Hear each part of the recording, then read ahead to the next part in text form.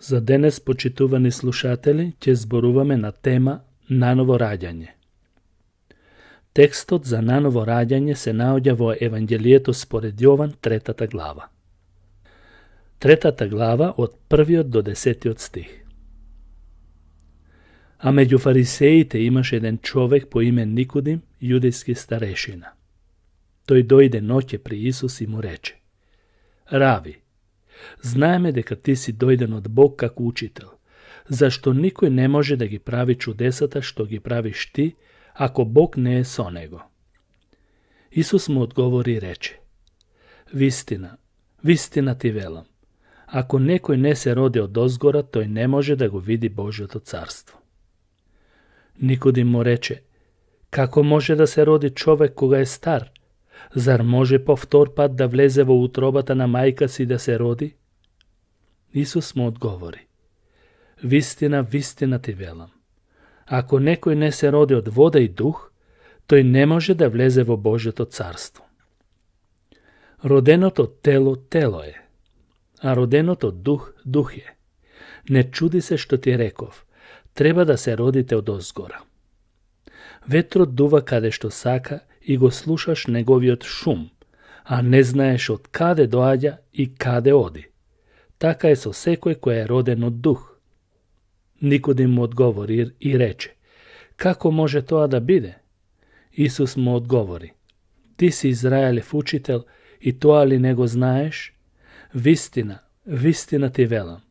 Зборуваме за онаа што знаеме и сведочиме за онаа што сме виделе, а сепак не го примате нашето сведоштво.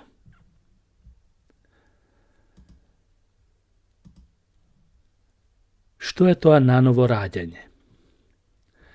Кога некој би ме прашал од каде да почне да го чита Светото писмо, јас би му препорачал да почне од Евангелието според Јован и тоа да почне од 3 глава. Залудно е да се зборува за се друго, зашто она што му е потребно на секој човек, тоа е раѓање од озгора или наново раѓање. Зашто е запишано: Ако некој не се роди од озгора, тој не може да го види Божјото царство. Кога Никодим дојде кај Исус да разговара со него за небесните работи, Исус почнува од почеток. Ако некој не се роди од озгора, тоа е основа за влез во Божјото царство. Наново раѓањето не е телесно раѓање. Никодим веднаш разбра дека наново раѓањето не е повторно телесно раѓање. Тој бил паметен човек и знаел дека кога човек ќе порасне, тој не може повторно физички да се роди. Може ли човекот да се претвори во нешто што не е, да влезе во утробата на мајка си, па да се роди повторно? Не. Никодим ни дава многу разумен одговор. Тој рече: Како може човек да се роди кога е стар? Може ли по втор пат да влезе во утробата на мајка си да се роди? Никодим значи ја согледува апсолутната неможност телесниот човек некако наново да се роди. Па дури кога тоа би било можно, со тоа ништо нема да се постигне по прашањето на спасението, затоа што и по втор пат би се родил исто таков каков што бил првиот пат, грешник. На кого се уште му е потребно наново раѓање, тоа Исус му го објасни на Никодим, зашто роденото тело, тело е. Гревот преку Адам го изобличи човекот, па човекот стана расипан и неспособен за било кое добро. Самиот Бог не сакаше да го поправа стариот телесен човек.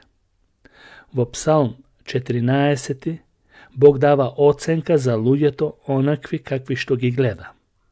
Еве што вели тој: Господ гледа од небесата на човечките синови, за да види дали има некој разумен, кој го бара Бог. Дали најде некој кога погледна? Не. Да видиме понатаму што вели Бог. Сите свртија заедно, сите се расипаа. Нема кој да прави добро, нема ниту еден. Апостол Павле во Римјаните го вели истово. Како што е пишано, нема ниту еден праведен, нема ниту еден разумен, нема кој да го бара Бог, сите се одстранија, заедно станаа негодни, нема кој да прави добро, нема ниту еден. Потоа продолжува. Грлото нивно отворен гроб. Со јазиците своји мамат, под јазиците нивни аспиден отров. Устата нивна е полна со клетва и со горчина. Нозете нивним се брзи за пролевање крв, пустош и маки по нивните патишта. Тие не го познаа патот на мирот и Божи страв нема пред очите нивни. Тоа е запишено во Римјаните 3 глава, 10 до 18 стих. Ова е потполна слика на човекот, како на нас гледа Бог, без разлика дали ние тоа го веруваме или не. Тоа не ја менува ситуацијата, затоа што Бог не гледа како ние што гледаме. Човекот гледа на лице, а Господ гледа што е во срцето. И како што гледаме, наново раѓањето не е телесно раѓање. Второ, наново раѓањето не е држење на известни црковни обреди или закони. Го запрашале некој човек од некој манастир што е тоа наново раѓање. Еве што одговорил тој. Тоа е кога човекот ќе облече свештеничката мантија. Дали е тоа вистински одговор? Некои велат дека преку крштавањето со вода во името на Таткото, Синот и Светиот Дух, душата се чисти од сите гребови и се осветува. Дали е тоа така? Не. Но од каде толку беззаконија, војни, криминал, кога сите луѓе речиси се крстени или кога биле деца или возрастни и душата им постанала чиста од гревот, а истовремено и света. Некои велат, ако го држиме законот, тоа е наново раѓање. Ако е така, тој кој би можел најмногу да го држи законот, би бил Никодим. Исус му вели, ти си учител Израелев, па тоа ли не го знаеш? Тој го учеше Израелевиот народ на законот. Го знаеше Стариот Завет речиси напамет, но за наново раѓањето не знаеше ништо. Ги поминал сите училишта, каде се изучувал законот, но останал не наново роден. Кога Никодим денеска би бил жив, би бил почестен со највисока положба во религиозниот свет. Но со законот никој не може да се спаси. Еве што вели Библијата. Знаеме дека она за што зборува законот се однесува на оние што се под законот, за да се затворат устите на сите и така целиот свет да стане виновен пред Бог. Тоа го пишува Павле во Римјаните 3 глава 19 стих. Законот е даден да ги обвини луѓето. Секој да стане свесен за својот грев, а не да се спаси. Оти вели да се затворат устите на сите и така целиот свет да стане виновен пред Бог. Ниту крштавањето, ниту законот не е наново раѓање. Наново раѓањето не е да се приклучиш на некоја црква и да се наново родиш. Некои мислат дека ако припаѓаат на некоја одредена црква, автоматски ќе отидат во небото. Или било какво име луѓето да ја дадат на својата црква и колку убави да се нивните цркви, тоа никој не може да го однесе во небото, односно во Божјото царство.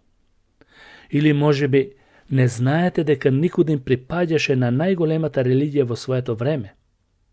Евангелието вели, меѓу фарисеите беше еден човек по име Никодим, началник јудејски, или во други преводи кнез јудејски. Кога зборуваме за фарисеите, ние веднаш помислуваме на лицемерство и формализам поради нивните препирки со Господ Исус. Меѓутоа, во Исусовото време ова беше религиозна група, која се спротивставувала на неверието. Тие го бранеле писмото и татковските обичаи. Да се биде фарисеј значело да се помине низ најтешките проби на побожност и школување. Народот од нив многу очекувал. На таква група припаѓаше и Никодим. Но припадноста на некоја црква, на некоја религија не е наново раѓање. Вие можете да бидете член на најдобрата црква и можете да ги извршувате сите обреди. Но Библијата вели, треба да се наново родите. Апостол Петар вели, зашто под небото нема друго име дадено на луѓето, со кое би можеле да се спасиме. Дела на апостолите, 4 глава, 12 стих. Само спасува едно име, Исус. Не може да те спаси ниту римокатоличката црква, ниту православната, ниту протестантската. Може само Исус Христос. Тоа е единственото име под небото, преку кое луѓето се спасуваат. И сега сигурно се прашувате, ако наново раѓањето не е повторно телесно раѓање, ако не е држење на црковните обреди, законот, ако не е припаѓање на некоја црква, тогаш што е тоа? Наново раѓањето е да се прими небесна, Божја природа. Исус му вели на Никодим, зашто роденото од тело, тело е, а роденото од дух, дух е. Што е родено од тело, тело е, вели Исус. Тоа е роден од грешниот човек на земјава. Кога човекот би можел и 1000 пати да се роди телесно, тој и понатаму останува таков каков што е, грешник. Но наново раѓањето е од Божиот дух. Исус тука спомнува две раѓања. Роденото од тело, тело е, а роденото од дух, дух е. А апостол Јован во неговото послание вели, од Бог е роден. Тој што верува во Божиот син, од Бог е роден. Ние прво се раѓаме телесно, а потоа духовно. Кога човекот ќе се наново роди од озгора, ништо не се случува со неговото тело. Телото и понатаму останува тело, но Бог става во нас нов духовен човек, со Божја природа. Апостол Петар ни сведочи и вели, преку кои ни се дарувани многу големи и драгоцени завети, да преку нив да станете учесници во Божјата природа. Само ако се оддалечите од телесните желби на овој свет. Што е наново раѓање? Тоа е Божја природа во нас, која ја создава Светиот Дух, Божјиот Дух. Еве што вели Павле. Затоа ние не паѓаме со духот. Иеко нашиот надворешен човек, телесниот човек, тлее, внатрешниот од ден на ден се подновува. Тука Павле овие две природи ги нарекува надворешен и внатрешен човек. И тој согледува дека внатрешниот го победува надворешниот. Слично вели, да ви даде по богатството на својата слава, крепко да се утврдувате преку неговиот дух во внатрешниот човек. Тоа е запишано во Ефесјаните, 3 глава, 16 стих. И сега се прашуваме, кој треба да се наново роди? Дали најлошите луѓе? Добрите не. Ако мислиме дека тоа му е потребно само на криминалците, на расипаните грешници, се лажеме. Некој би рекол дека само оние кои крадат, лажат, убиваат и мислат зло на другите, дека само тие треба да се наново родат. А јас? Па јас на никого не му мислам зло. Не крадам, не лажам, не убивам. Јас да се наново родам? Да. Токму ти треба да се наново родиш. Никодим не беше крадец, не беше убиец, не лажеше, туку тој беше многу чесен и искрен човек. Во тоа нема ништо лошо. Такви треба да бидеме сите ние. Никодим мислеше дека тоа му е доволно и без наново раѓање. Но Господ Исус му вели дека треба да се наново роди за да го види Божјото царство. Господ Исус секогаш има ист пат за спасение. Како за криминалците, така и за надворешно побожните. Ист пат за спасение му покажа и на разбойникот на крстот, и на жената Самарјанка, која живееше во прелюба, и на добриот и побожен Никодим. Но, може би некој ќе рече дека наново раѓањето е за оние кои не се родени во христијанско семејство. Јас сум ја наследил верата, велат тие. Одам во црква од мал, ги слушам проповедите во недела, пеам, ја читам Библијата, се молам, крстен сум, татко ми и мајка ми се верни. Но, драги браќа и сестри, пријатели, Никодим имаше многу повеќе. Тој беше фарисеј, тој беше учител Израелев, беше дете на заветот, припаѓаше на народот израелски, на Божиот народ, народ со кој Бог направи завет. Тој припаѓаше на народ на кој му го даде законот и моралниот и обредниот, народ на кој му го даде Светото писмо, на народ од кој дојде дури и Господ Исус Христос. Тој на 8-миот ден беше обрезан, обучен во најдобрата традиција и обичај. Беше член на најголемата религиозна група во свое време, но сеедно беше изгубен. Исус би му рекол, тоа е добро, Никодиме, но треба да се наново родиш. Човек може да биде најголем криминалец или најчесен граѓанин. Тој може да биде атеист или член на црква. Сеедно, тоа не ја менува работата. Пред Бог нема ниту еден праведен. Верата не се наследува од родителите. Пред Бог не е важно колку е некој образован и што завршил. Кога Бог некој ќе го просветли, па иако тој нема никакво образование, ниту е порастен во црква, тој може повеќе да ги познава Божите тајни, отколку некој побожен теолог кој има само наследна вера. Никодим беше член на Синедрионот. Тоа била водечка група на луѓе која донесувала одлуки за духовниот живот. Неговиот збор бил одлучувачки. Јован го нарекува кнез јудејски. Без разлика на тоа што евреите немаа политичка ни економска власт, беа под римска управа. Јасно е дека тој беше религиозен водач, но и покрај сето тоа тој беше телесен човек, необновен, немаше нов живот, не беше наново роден. Телесниот човек е слеп за духовните нешта. Библијата вели, апостол Павле посебно, телесниот човек не го прима она што е од Божиот дух, за него тоа е безумство и не може да го разбере, зашто треба духовно да се преиспита. Тоа е запишано во Коринтјаните 1, 2 глава, 14 стих. Човек може да биде голем математичар, генијалец, биолог, но сепак да биде потполно слеп за духовната вистина.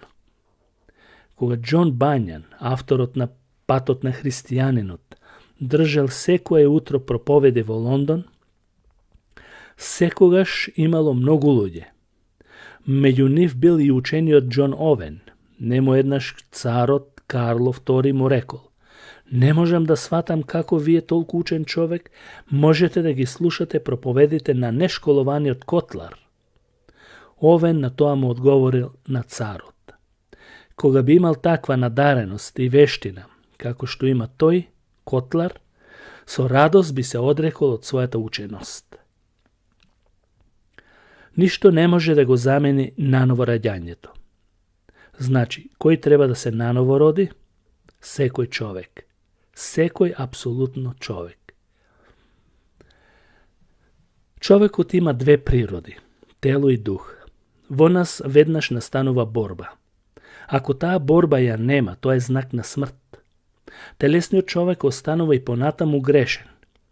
Кога ќе се обратиме кон Господ или наново родиме, ние не стануваме ангели, туку и понатаму сме обични луѓе. Победата лежи во новиот човек. Наново родениот човек нема желба и не сака да греши намерно. Дали си наново роден? За ова има само еден услов. Си го слушал Божиот збор, си сватил дека си грешник, no sето тоа не ти помага ништо ако не поверуваш и не се покаеш пред Господ Исус Христос, кој може да те наново роди.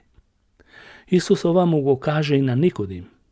Како што Мојсей ја подигна змијата во пустината, така треба да се издигне и Синот човечки. Та секој што ќе поверува во него, да не погине, туку да има живот вечен. Никодим веруваше дека Исус е само учител од Бог, но Исус му вели дека треба да верува дека Исус е Божи син, кој зеде на себе човечката природа, кој умре на крст и тогаш да доживее наново раѓање. И затоа ќе завршам со овие зборови. Секој кој верува дека Исус е Христос или Месија, од Бог е роден.